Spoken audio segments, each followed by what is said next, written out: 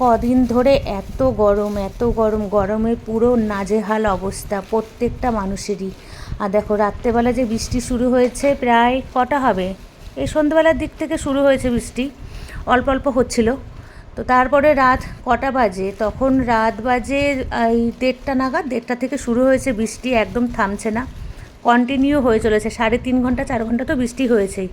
আর বেশ মুষলধারে বৃষ্টি হয়েছিল, যার জন্য রাস্তায় জল জমে গেছে। আর আমি যে তখন ভিডিওটা করছিলাম ওটার তখন বাজে ভোর 5:30। সারা রাত কারেন্ট ছিল না, একটুও কারেন্ট ছিল না, ঘুমাতে পারিনি ঠিক মতো। এই জন্য উঠেছিও অনেকটাই দেরি করে। এমনিতেও আমি খুব সকালে উঠতে পারি না, দেরি করে ঘুমাই, উঠিও দেরি করে।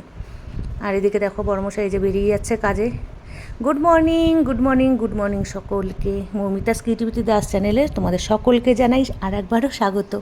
আর এখানে দেখো এই যে মাছ দেখছিলাম, সকাল সকাল একটু মাছ এসেছিলো, তাই মাছ দেখছিলাম। একটু কাতলা মাছ রেখেছি আজকে, আপাতত এটাই রান্না করব।